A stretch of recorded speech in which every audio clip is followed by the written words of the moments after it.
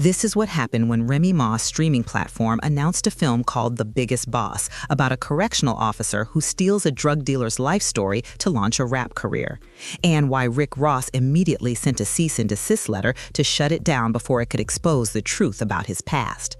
On March 18, 2026, TMZ reported that Rick Ross's attorneys sent a cease and desist letter to Remy Ma and the Remy Network, demanding they halt production on The Biggest Boss, scheduled for a summer 2026 release. The plot centers on a correctional officer who steals a drug dealer's life story and uses it to launch a successful rap career.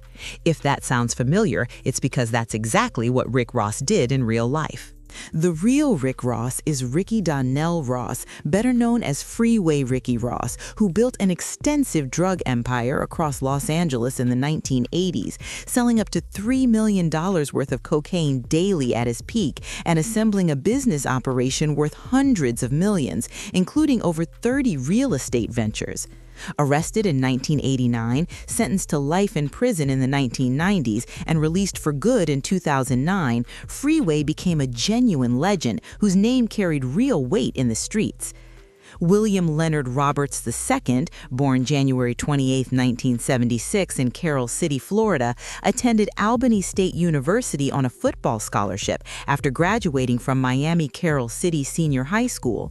In December 1995, at 19 years old, he took a job as a correctional officer at the South Florida Reception Center in Dade County, earning approximately $25,000 annually. That position lasted 18 months, December 1995 through June 1997, during which he completed 540 hours of training and, on September 7, 1996, received a Certificate of Appreciation for perfect attendance. Roberts resigned in June 1997 and a few years later changed his name to Rick Ross and started rapping about being a drug dealer. March 2006 brought the release of Hustlin' under that name, and his debut album, Port of Miami, topped the Billboard 200 that same year. A multi-million-dollar deal with Jay-Z on Def Jam Recordings followed, and Roberts began calling himself the Biggest Boss, a name, persona, and drug dealer image borrowed entirely from a man who was still behind bars when Roberts started using it. For years, nobody knew William Leonard Roberts II had ever worked a day in corrections. That changed in July 2008 when the smoking gun linked Ross's Social Security number directly to his 18-month correctional officer stint, and Media Takeout published a photograph of him in his CO uniform. Ross denied the photo was of him. When the evidence proved otherwise, he admitted to the job and then kept lying about it anyway. On his 2009 album, Deeper Than Rap, Ross addressed the controversy through lyrics, "Keep it Trilla, nigga, never had a gun and badge," and "Only lived once and I got 2 kids, and for me to feed them, I'll get 2 gigs. I'll shovel shit, I'll CO, so we can bow our heads and pray over the meatloaf." The framing recast the job as desperate survival, working the streets while employed as a CO just to feed his children. By 2022, the story shifted again. On the Full Send podcast, Ross claimed, "Maybe when I was 20, I didn't really get to make it to the prison, because you got to go through training and all that, and I didn't last long. I may have lasted 4 months. He described the paycheck as horrendous, roughly $500 every 2 weeks. 4 months, he said. The documents show 18 months, December 29, 1995 through June 2, 1997, with a perfect attendance certificate dated September 1996. During the Drake beef in 2024, internet personality 1090 Jake posted the alleged paperwork confirming the full employment period, and Ross's response was to dig up 1090 Jake's own police paperwork and call him a rat. The documents still say 18 months. They always did. June 2010 was when Freeway Ricky Ross decided he'd had enough, filing a copyright infringement lawsuit against Rick Ross in California federal court and seeking $10 million. Jay-Z was called to testify because he ran Def Jam when Ross was signed. Ross's legal team burned through $1.5 million defending the case, and Ross never offered Freeway a single dollar in settlement. The trial reached a verdict in 2013. The court ruled Roberts could continue using the name as a rap moniker, with the judge stating, "We recognize that Roberts' work relies to some extent on plaintiff's name and persona, but these are not the very sum and substance of Roberts' work." First Amendment protection applied under a transformative use defense. But the real reason Freeway lost had nothing to do with transformation. The court ruled he filed 5 days past the statute of limitations, determining the public first became aware of the name use when a small radio station outside Miami played the record. By the judge's time frame, Freeway should have filed before he even walked out of prison. He lost the case and still owes Ross $1 million in legal fees. In June 2024, Freeway appeared on the Joe Rogan Experience and laid it out plainly. "Anytime I'm around, he disappears. How would you take my name and not have the decency to ask me? He won't even admit that he stole the name. He tells people that he invented the name." Freeway said Ross claimed he got the name because someone called him Big Boss in high school football and someone else misheard it as Rick Ross. Joe Rogan's response was immediate. "That's the dumbest fucking story I've ever heard in my life." Freeway said he would have settled for $250,000 to $300,000, enough to keep his mother from being evicted. He also described receiving letters from inmates who were incarcerated while Ross worked corrections, claiming Ross was the kind of officer who confiscated dice, money from gambling, and extra soup. Freeway's summary cuts to the heart of the whole situation. When he got some money, they all forgot that he was a correctional officer. You got gangsters doing records with him and people who say, "I hate snitches and all this," but they're doing records with a police officer. Now, the March 2026 situation and why Remy Ma's film hit differently than previous criticism.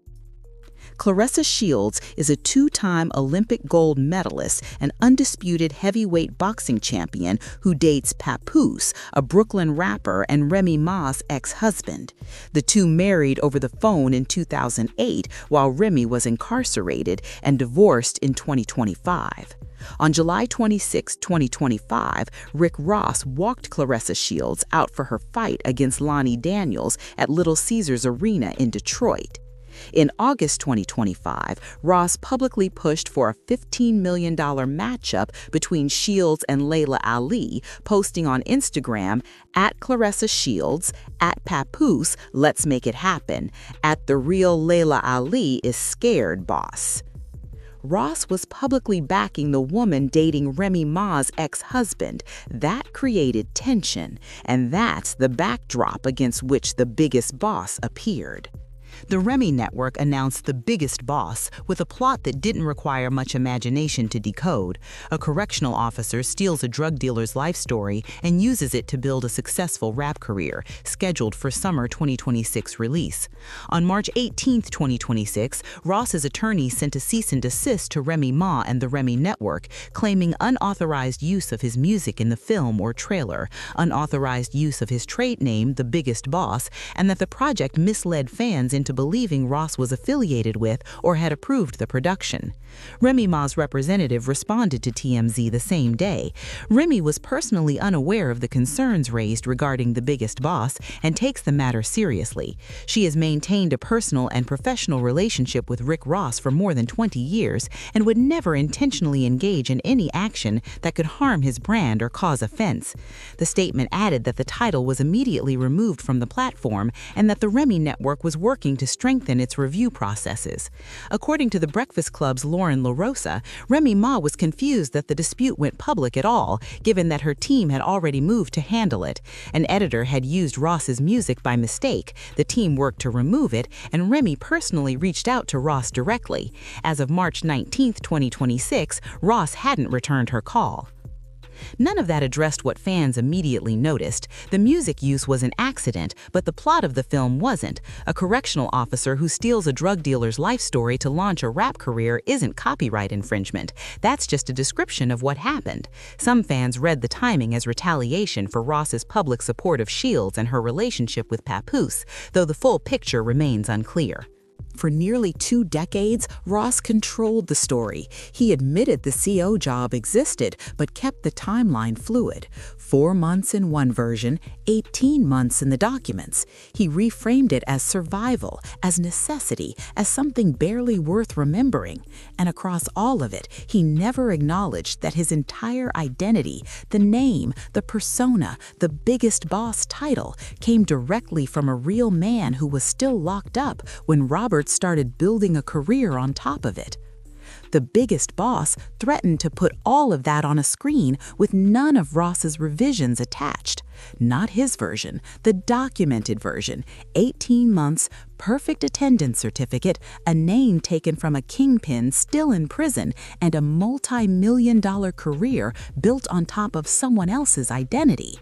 The film came down from the Remy network. The summer 2026 release was canceled or postponed. Ross won that round, but the story spread anyway, because now everyone knows what the film was about, what it mirrored, and what Ross sent a legal threat to stop before anyone could watch it.